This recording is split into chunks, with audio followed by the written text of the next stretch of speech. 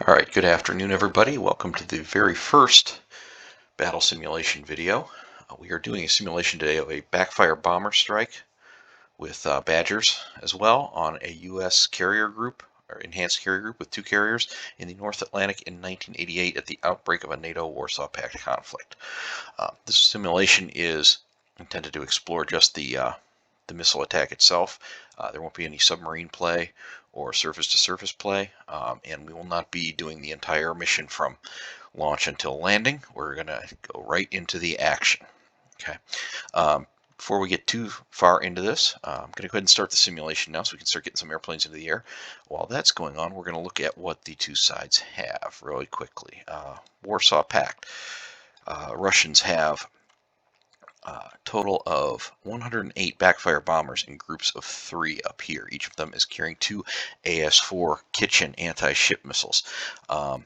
These are really big, powerful, high-speed, high-altitude anti-ship missiles. They go about Mach 3.5 with a 1,000-pound warhead, or maybe 1,000-kilogram. Really big missile either way. Very devastating. They fly way up high, where they're easy to see. Okay. We have some bear bombers here. These are actually not bombers. They're bears in the reconnaissance configuration. Their job is to find the U.S. fleet, which has already happened. So that they're mostly just going to be hanging out. And then back here we have 2 flights of Badgers. Badgers are an older bomber, subsonic bomber, very similar to the US B-47, built in the 1950s. They will be carrying the AS-6 for the group over here in the east side, which is a smaller version of the Kitchen missile. Same speed, same warhead, but a shorter range. And then the Badgers over here will carry the older AS-5 Kelt missile. So we're going to try out all 3 large Soviet anti-ship missiles. But the big players here are the backfire. This is the backfire Tu-22M. This is a supersonic swing wing bomber, very similar to the B-1B. Very pretty airplane in my opinion. It is capable of almost Mach 2. Now, in command modern operations, the software we're using is limited to Mach 1.6 because game limits a lot of aircraft that are supersonic to that speed for reasons that I don't fully understand. It doesn't apply to aircraft like the SR-71 that must go faster to be useful, but most supersonic planes it does. However, that same restriction will also apply to the NATO side. Now down here on the US side, we have 4 groups of F-14s already in the air. They are already an afterburner heading north, trying to get up there to intercept those bombers. This one has an extra F-14 in it for some reason. Mistake on my part, but not a big deal. F-14s are armed with the big AIM-54 Phoenix long-range missile. This missile is capable of air-to-air combat over 100 miles.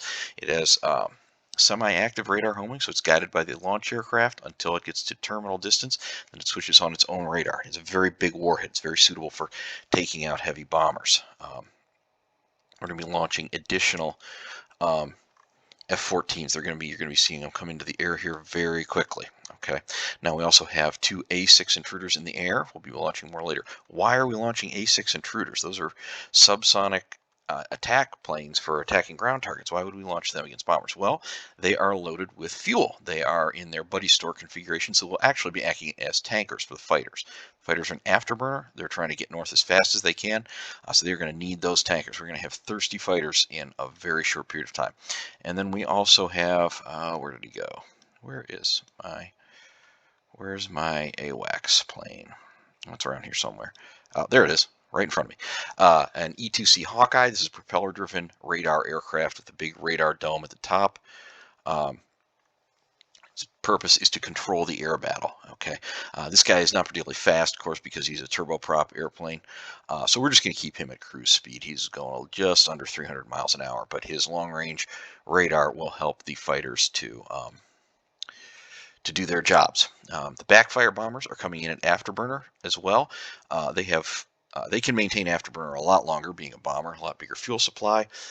The Badgers do not have afterburner. The best they can do is about 520 knots. So they will not hit the afterburner. Now, one thing I did not do is I didn't turn the fuel supplies down for the the Soviet bombers as I was putting them into the simulation. So they're actually starting with full fuel, even though they've already theoretically flown all the way from their bases.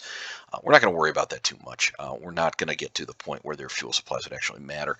And it was you have to go through and edit each bomber's fuel individually, and I was not about to do that for almost 200 bombers. So we're not going to worry too much about the fuel. But those bombers are coming in. They are racing to get into launch position and get their AS-4 missiles away before the Tomcats intercept them. The Tomcats are racing north. They are trying to get in a launch range for the Phoenixes and kill the backfires before the backfires can launch their missiles, ideally. If not, they will have to try to kill the missiles. Now, once we have all our F-14s in the air, we're also going to be launching our F-18s. They are using the Sparrow missile, medium-range missile, semi-active only. The launch aircraft has to guide it all the way in. And it's a derivative or an development of the original Sparrow from Vietnam. The original Sparrow was not the most reliable missile, not that great, but this is the late 1980s version, not the late 1960s version, so a lot of improvements. Not as good as the AIM-120 AMRAAM that fighters use today. Phoenix missile is out of service. The only aircraft that ever carried it was the F-14. So the U.S. Air Force and Navy rely on the AIM-120 AMRAAM, another active radar homing missile today, but those are not fielded yet in 1988. All the planes also have the famous Sidewinder air-to-air missile, heat seeker, very close range.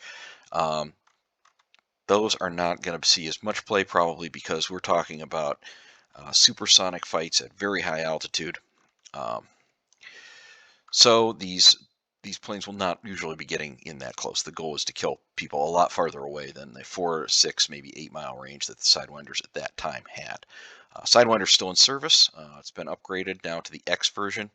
These planes are carrying the M version, which was an earlier version, but it does have the ability to lock onto an enemy plane from the front. A lot of early heat-seeking missiles from the Vietnam area could not, Sidewinder could not until it reached the L version.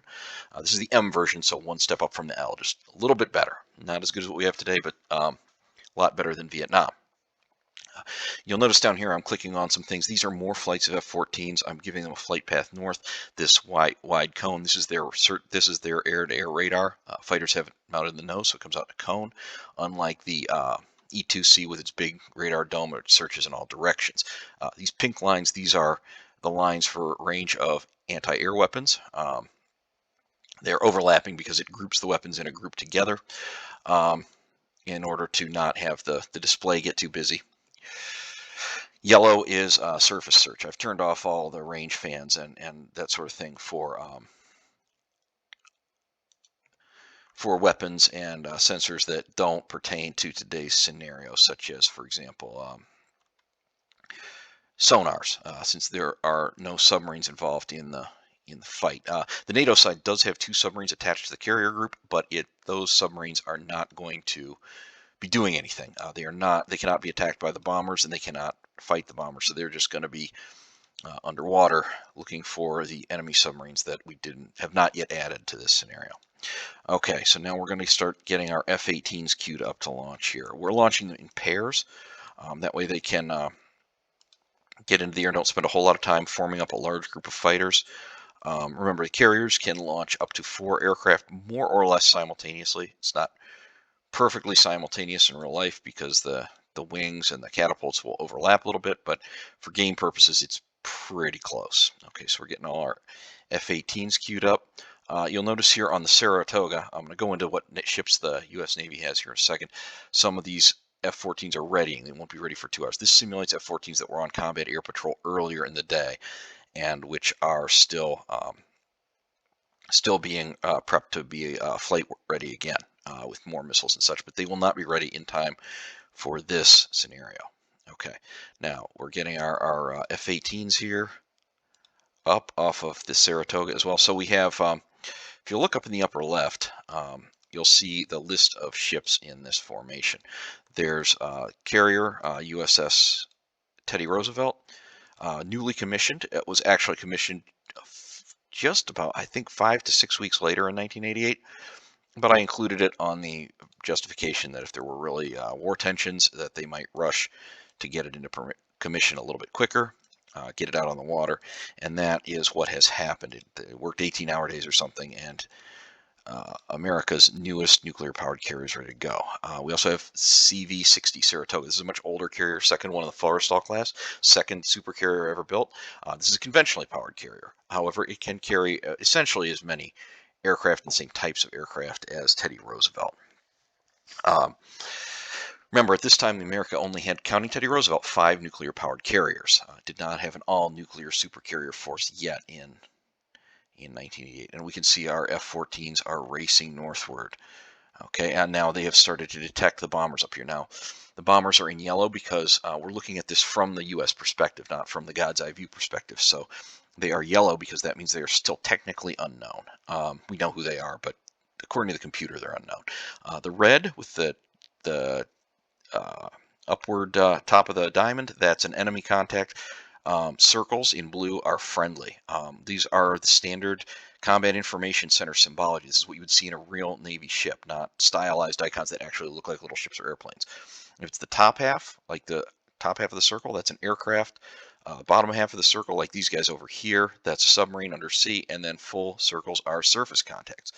You can see all the other ships assigned to the group. We have the ships all grouped for ease of use. And when I click on something else, then it cleans up the display, gets them out of the way. All right, we have more Tomcats getting up here into the air. We're going to put them in afterburner. Oh man, I forgot to put some of these in burner. I hope that doesn't hurt the US side too much. Burners. Let's get these guys all into afterburner. They need to be out there. They cannot be screwing around. Nobody needs to be snooping and pooping. We need to have the pedal to the metal on both sides. Speed, speed, speed is what we want here. Both sides have big long-range missiles, and they need to beat the other side into firing position. You may, if you're not familiar, military power basically means full throttle without afterburner. Afterburners blow fuel directly into, I believe, the combustion chamber of a jet engine. They're very fuel inefficient, but they do give a significant increase in thrust. You cannot, especially in a fighter, even a big fighter like the F-14 with a large fuel supply, you can't stay in afterburner for a very long time.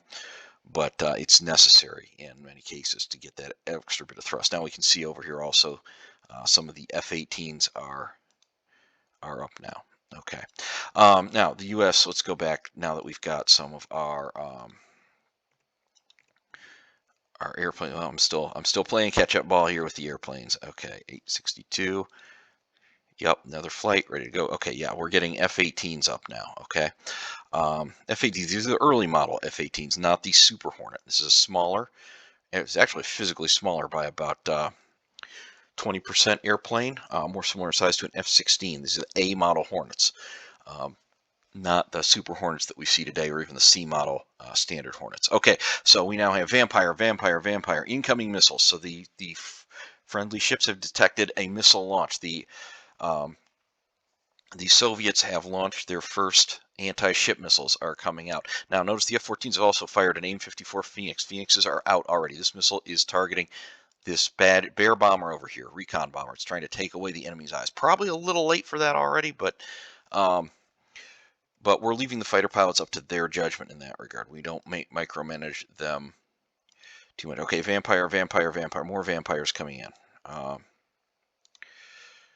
All right, we got more flights of fighters out. F-18s are coming out. Back to the ships very quickly. Okay, in addition to the carriers, we have 2 nuclear-powered cruisers, California, Virginia, relatively modern ships with standard missile, surface-to-air missiles. Virginia is a little bit newer, a little bit more powerful, up to 4 missiles at a time. California launches up to 2 missiles at a time.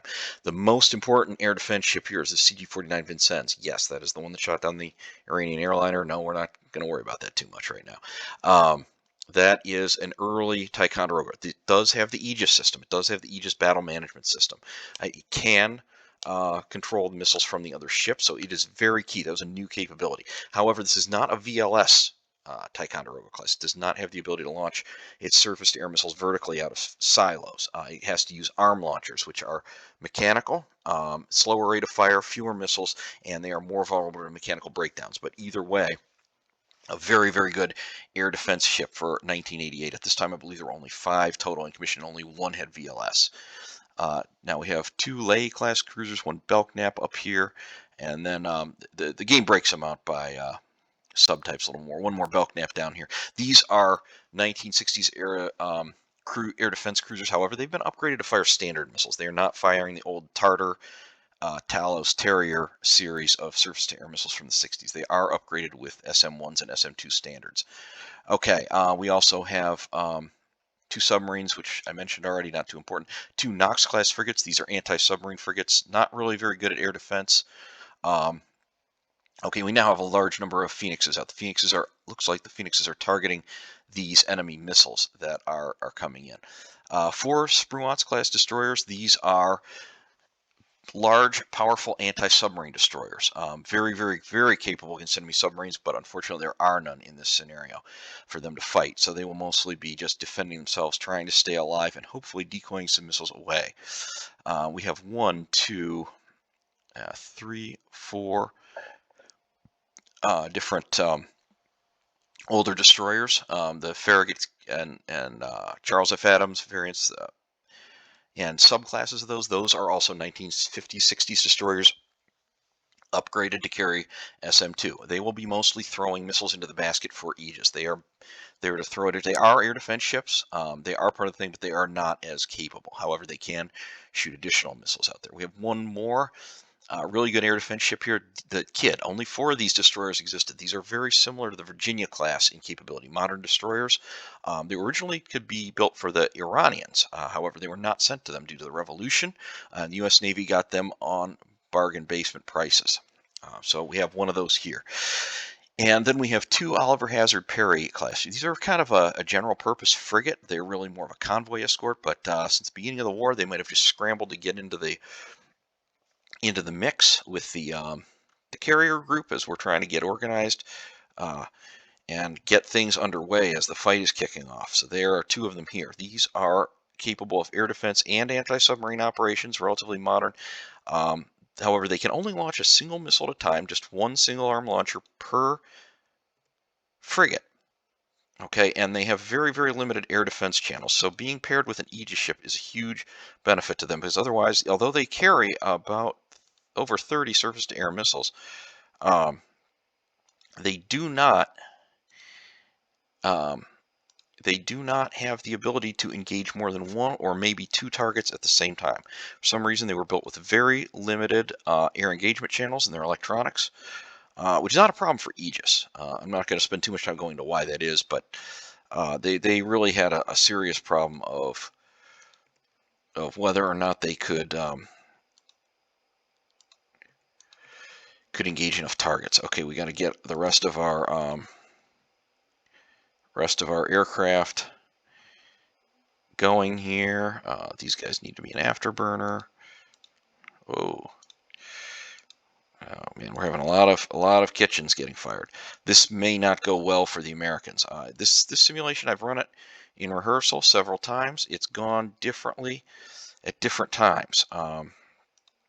Seems to depend a lot. Now, I've noticed that one of the worst things you can do is not use the afterburner for either side. You can, if you don't use the afterburners, then neither side can get into launch. If the other side does, you just can't get into launch position fast enough. If neither side uses afterburners, doesn't matter as much, but it does drag things out quite a bit. And in real life, they would use the afterburners. They want to dash in and get out. So we have these kitchens coming in. That's a pretty good number. You'll see the backfires are already peeling off, already turning away for home if they launch their missiles. Ideally, this is not what we want to happen. We want these fighters to be engaging the bombers. Now, some of the bombers you can see here, I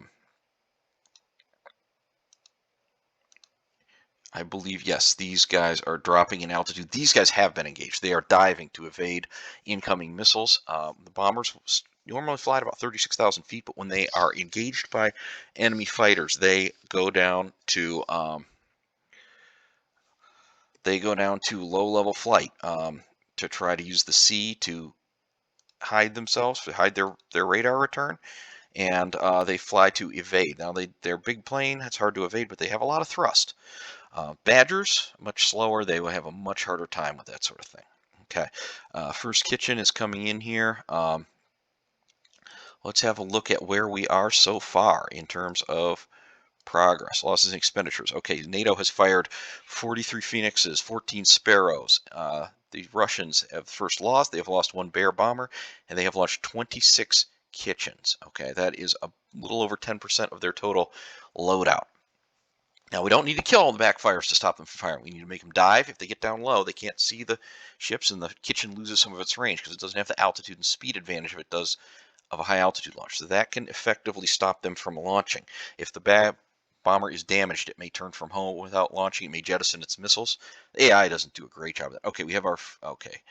Looks like some of our fighters here are engaging these missiles. We have, okay, first of our RIM-2 SM-2E extended range. This is a very long range, high altitude surface to air missile fired by the cruisers. Okay, it's starting to engage the kitchen missiles, kill them off. That's good. We don't want to be shooting missiles, though, any more than we have to. Ideally, we want to be shooting down bombers on the American side. That's better for the Soviets. It's a missile is smaller, faster targets, harder to hit. One thing to note, also, these kitchen missiles fly at about 2,300 knots. Okay, that is actually faster than the Sparrows or Sidewinders.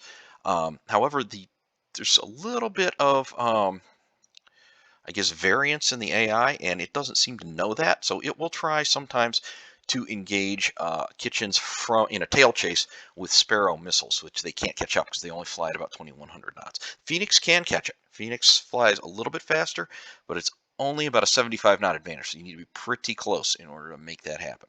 All right, now we need to get our additional A6s into the air. Get some A6s up there with buddy stores, because we are about to have some very thirsty fighters, and we want to keep them flying. We want the fighters have been set to not return to base as soon as they fired their bigger missiles. They are going to continue to try to use, even though it's harder, use their Sparrows for the F-14s. It's the main weapon for the F-18s, the Sidewinders, and even the guns, until they are completely out of ammunition or they are at bingo fuel. Bingo is the term for the plane has just enough fuel to get back to base. They will either do that, they will return to base then, or they will tank. If we find some fighter groups out here where they are essentially out of ammunition, we will. I'm going to turn some of these guys down to military here because they're now well inside the bomber area, and we don't want them to run out of fuel too quickly. Notice these guys are already heading to the refuel point. Talon 1 and Talon 2 have used a tremendous amount of fuel already. Let's see if we can turn some of these lead guys down to military power and save a little fuel, because they are now coming in range and they don't need to be an afterburner anymore. Looks like almost all of the Phoenixes have been fired. Some of the kitchens are getting through, but the F-14s are doing a good job of blunting this initial attack. Looks like somebody fired a Phoenix also. They're going to try to kill this other bear. Looks like one went wild after not hitting a Soviet missile. We've got Soviet missiles arriving. Now down here we have the fighters are firing at these missiles. They're already coming into where the ships are. These ones here, they look like they are going for this ship over here. And these are going for these major escorts here. Carriers are down here if we zoom in. Oh, geez. Well, okay, one of our destroyers took a hit. But that is not one of our more important ships. That's a relatively minor ship. Sucks for anybody aboard it, but we can lose that ship. That's part of its point is to take hits so the carriers don't take them. Notice also on the carriers, the icons for carriers have little lines in them, like an airstrip. That makes it a little easier to tell them at a glance. Most of the ships here will be sunk by a single hit because the kitchen is just a big, fast, and powerful missile. The carriers can probably survive 4 or 5 hits, but even one is probably going to put it completely out of action. It may lose the ability to launch and recover aircraft from only a single hit, due to delicate mechanical devices being damaged by the explosion and shock and things like that. Also, it's very hard on the crew. Even an explosion close to the ship, at least in real life, fragmentation could be very dangerous to the deck crew of a carrier or other exposed crewmen. Okay. On the other hand, on the other side, now the bombers, the backfires are big airplanes. They can sometimes survive a hit from a Sidewinder or a Sparrow, and they'll turn for home. Phoenixes, probably not. Phoenix has a bigger warhead. All missiles are one hit point wonders. If they take a hit, they are gone. The game does not attempt to model, even for very large missiles, any kind of damage. It just takes them out, and that probably saves some processing power, saves some memory. Okay, we still have, these are Badgers back here, still coming in. Some of these may be um, additional backfires. Let's look at things from the Soviet side real quick. We're running this in editor mode so we can see either side. Okay, here we are. Here we are. We have bombers being attacked back here. Shh. We have bombers being attacked back here. We're losing bombers pretty quickly to air-to-air missiles. We still have some coming in. Now, these ones have already expended their weapons. They're heading for home. This is an example of a damaged bomber. Notice it's taken a little bit of damage. It's engaged. It's at low altitude. It's trying to get away. It has not fired its missiles yet. So the F-14s have done their job in that regard. Let us switch back then.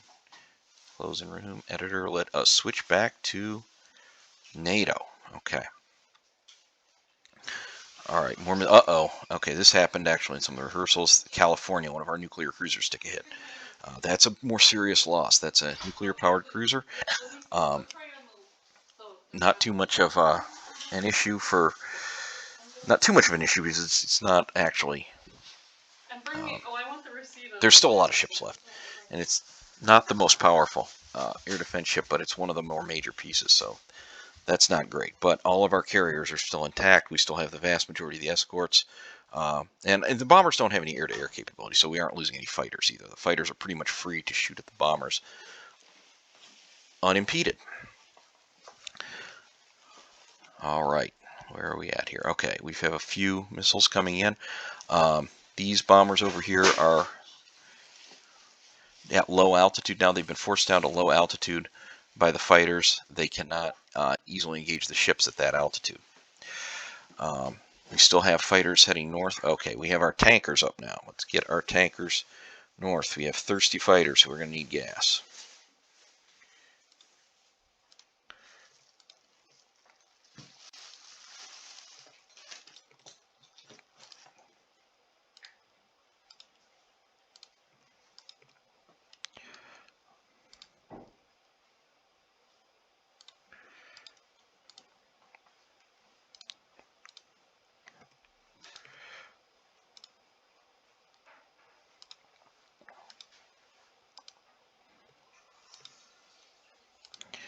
The loss of the California is kind of, yeah, that's not great. The U.S. Navy only had 9 nuclear-powered cruisers, kind of important escorts for carriers because they, like the carriers, nuclear carriers are not limited in terms of fuel.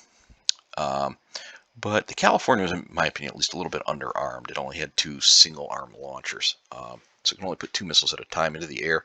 And ultimately, it's really kind of as a goalkeeper ship. If it took a hit, it probably keeping the carrier from taking a hit. When I selected targets for the bombers, I spread the missiles out. So there'd be fewer missiles going for the smaller ships on the periphery and more going for the main targets, the cruisers and the carriers in the center. And that's what the Soviets would try to do.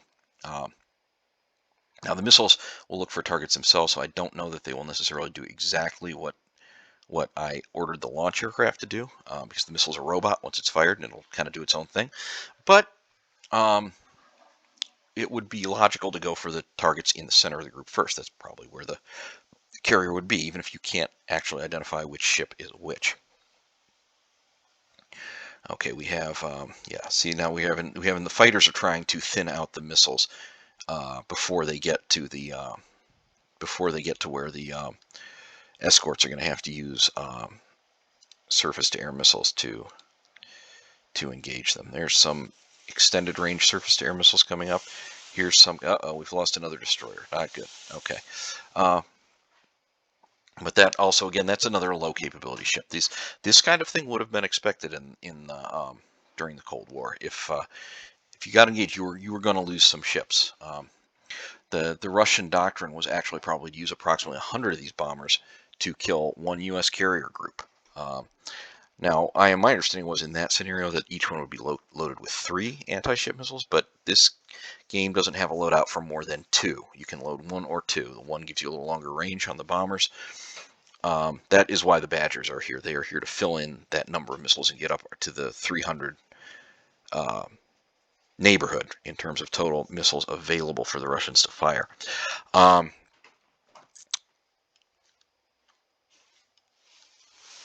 It's a little bit hard to say. Also, how effective this attack is. Part of the thing. One thing that's inhibiting the Russians is they are not all launching simultaneously. Although they were all more or less lined up at an equal distance from the target. Once the fighters get in there and start breaking the formation up, that stops them from launching all in one big time on target wave. If all those missiles came in one big wave, it would be almost impossible to stop. Okay, where are we at here? All right, our fighters are really getting in there now, getting into the midst of the Russians. Really doing a good job of making a mess of things and stopping them from launching all of their missiles. Now, we won't probably take this all the way out until the very last missile has been fired, because the once the bombers get down to low level and there aren't really any kitchens in the area, it would take a very long time. Okay, here we go. No, we don't want to pull them out of burner yet. They're still very, very busy. Okay, very busy heading north. Okay, we have a few more kitchen missiles coming through. Now, I don't know that I necessarily did the best job of arranging the escorts in terms of of their layout. Probably could have done a little bit better job, but and one of the reason that that's important is one of the issues with missiles at this time, especially the defensive ones, is it's harder for them to engage crossing targets. If a cruiser or destroyer is in line between the missile and the carrier and it's engaging the missile head on, it's relatively easy to hit it. But when it's trying to hit a target that's passing by it to the side and at a perpendicular or close to it, it's much, much harder for the SAMs of this area to hit it.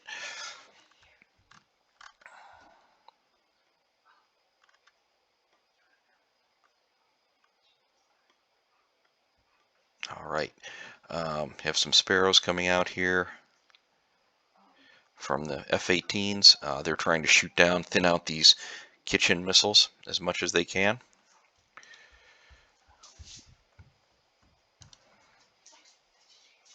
Okay, it looks like we have taken a hit, lost a Perry class frigate. That again, losing a Perry class is not a serious. So far, the only ship that's significant loss is the California. And let's look at where we are in terms of losses to the Soviets. Okay, we have lost 4 ships and 2 helicopters, which were aboard the ships on the U.S. side. On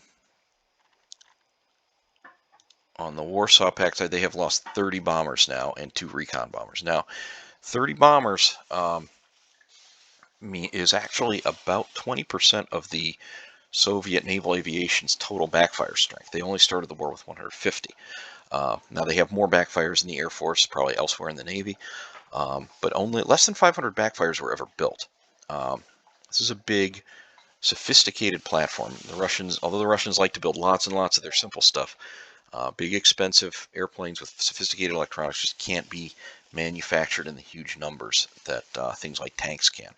Badgers were a lot more prevalent. They built about 1,500 of those. But not all our bombers. They come in a wide variety of different configurations. Do a lot of different missions. Some were test aircraft. Some were used for reconnaissance or electronic warfare. They can obviously pull in more backfires, but losing 30 bombers is a blow. Remember, they launched 108 bombers out of their total strength here. So if they lose more than about 40, they will not have the ability to reproduce this strike a second time in the future. They won't have enough backfires. They would have to go to Badgers. Badgers are just not the same thing because they're subsonic and also because their missiles don't reach as far. So not only are they slower, but they have to get in closer. That makes them very vulnerable to the F-14s because they don't have the speed to dash in fast, and but they do have to dash in farther. And then, of course, they have farther to go to get out. But we aren't too worried about shooting down the bombers that are already leaving. We want to kill the ones that are still on the way in. These ones are pretty much not, they're going to make it home, barring some sort of mechanical failure, which is not really something we're going to spend time worrying about in this scenario. Okay, notice these ones with the bright green lines, they've sustained some damage. Now down here we have one with an orange line on it. This bomber is seriously damaged. It's returning to base without launching its missiles. So that's 2 missiles that were not fired, that the carrier group will not have to defend against. Some of these other bombers say, okay, this one only fired 1 of its missiles, and now it is returning to base. It's significantly damaged. You're over the cold North Atlantic in October in a damaged airplane. You want to get home. In real life, the pilot probably would have jettisoned this missile to lighten his aircraft up. The game is not great about having aircraft jettison ordnance. But bombers, when they're engaged air to air, they will usually jettison in order to evade. It's tempting to think of the Soviets as fanatics who would just press in at all costs, but preserving the bomber is probably more important than launching the missiles. And as you can see, even with just the missiles they fired, they've already sunk 4 ships. They are having some success in weakening this carrier group. But the carriers themselves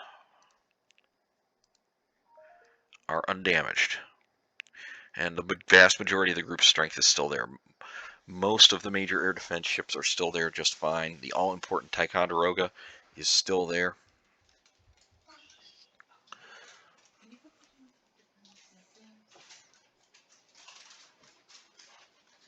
All right. We have more. Okay, now the surface-to-air missiles are engaging. We mostly have leakers. Okay, mostly have leakers. These missiles we call them leakers. In other words, they're ones that made it past in onesies and twosies. Again, we don't want a big wave coming in. They're still hard to kill, still very dangerous. Leakers are still very dangerous, but they are easier to deal with than a wave of missiles that can't be engaged fast enough. You think of the missiles like zombies in a zombie movie. If all the zombies rush at you at one time, it's really hard to get them. If the zombies come in a line, then you can deal with them a lot more quickly and easily. But zombies never do that in the movies. Fortunately, if the bombers had been unmolested, if the F-14s had been decoyed out of position, as happened in the Red Storm Rising novel, we've lost our other Perry-class frigate. But again, a small ship, not a serious loss. We don't want to lose ships, but we have to accept that it will happen. Okay, this is the start of what would be a major war, so there's going to be casualties. One thing I didn't point out early on in the scenario, there are no nukes in this scenario. Although the Kitchen does come in a variant that has a 350 kiloton warhead, I did not give the Russians nukes. It's not in their doctrine, and no reason to think they would start a war out by flinging nukes around. That's not the direction you want to go.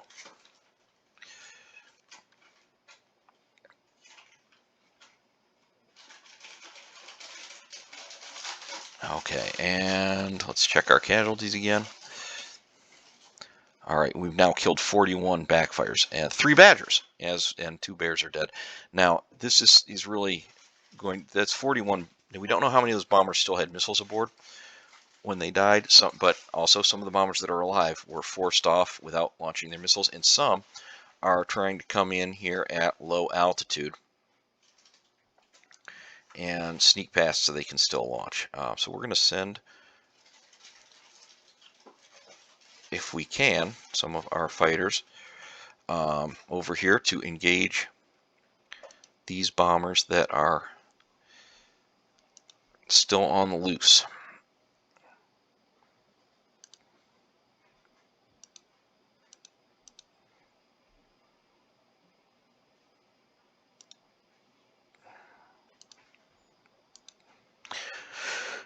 A lot of the fighters still have sidewinders aboard. Sidewinder's much shorter ranged, but it still can have an effect.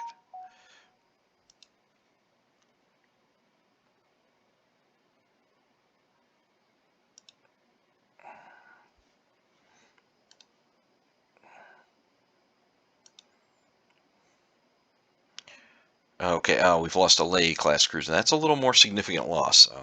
Leys have more missiles, bigger launchers. That's taken a bite. Now, although they haven't sunk anything super critical, not the Virginia, the Kidd, or the Tycho, or either the carriers. We're losing ships. We're losing their remaining surface-to-air missiles with them, so there are fewer missiles to throw into the basket. Now, these ships can only fire so many at a time, and there's still plenty of SAMs. We have 200, 250, 300. Still well over, still right around 400 surface-to-air missiles, but 350. As well as these Sea Sparrows. These are point defense surface-to-air missiles. The Sea Sparrows are very short-ranged, only about 7 miles. They're aboard the carriers and the anti-submarine ships. They are not intended to do group defense. They are point defense only. So we don't really count those as much, but they do give the smaller and less capable ships the ability to kill a missile as a last-ditch defense. These ships can also use their 5-inch guns. Those ships that had them were 3-inch guns.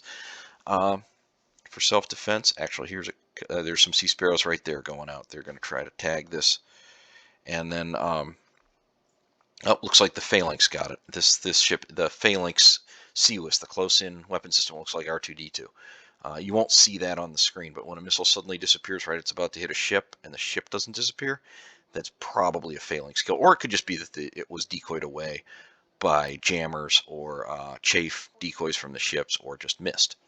The missiles don't have a 100% hit chance. Okay, we got a few more missiles coming in. Okay, a couple more were tagged there. This is a problem right here. This group is a problem.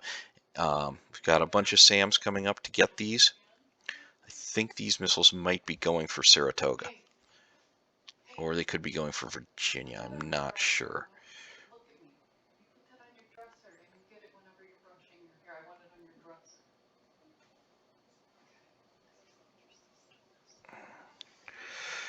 Okay, see how these surface-to-air missiles are struggling to catch these Kitchens because they are having to turn and tail chase them.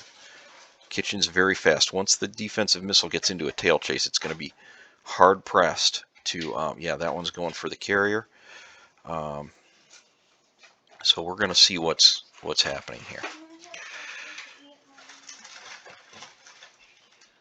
Now remember, the carrier's not helpless. It has Sea Sparrows and it has Phalanx. It has quite a bit. Carriers had, I believe, 3 Sea Sparrow and 4 Phalanx systems apiece. So its anti-missile defenses are short-ranged but reasonably thick. This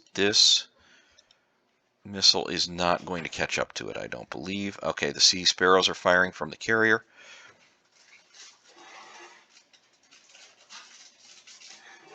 Okay, the carrier successfully defended itself. It killed that Kitchen.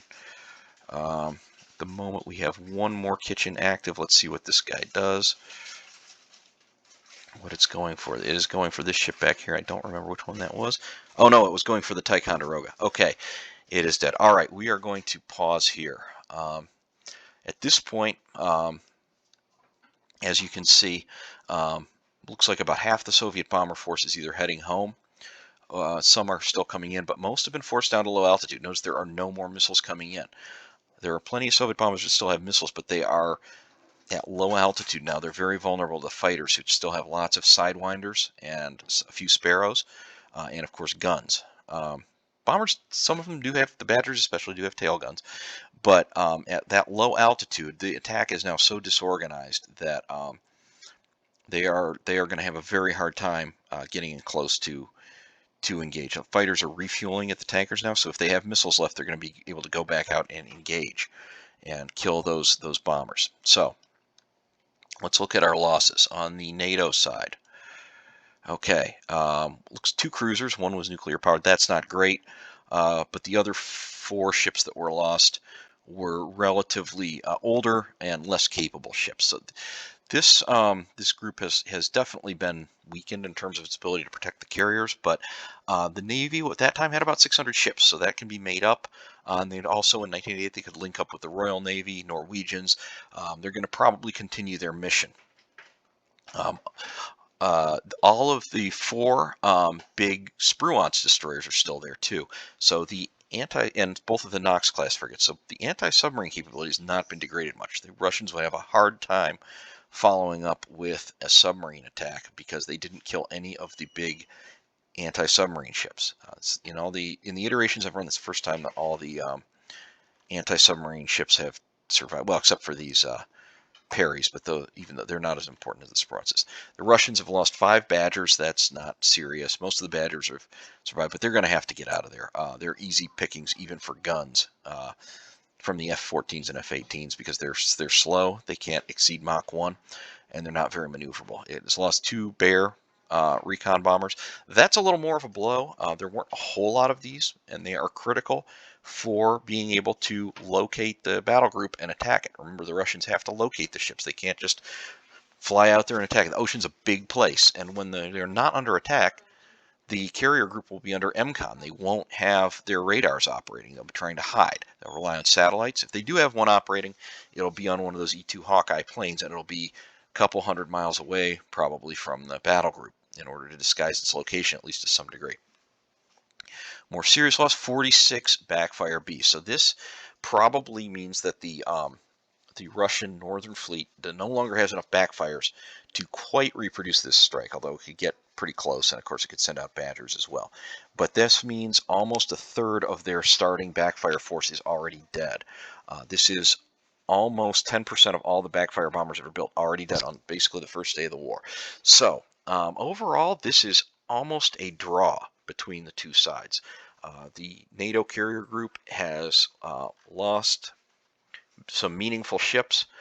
And these losses are meaningful, even though they're mostly older ships. It's not good.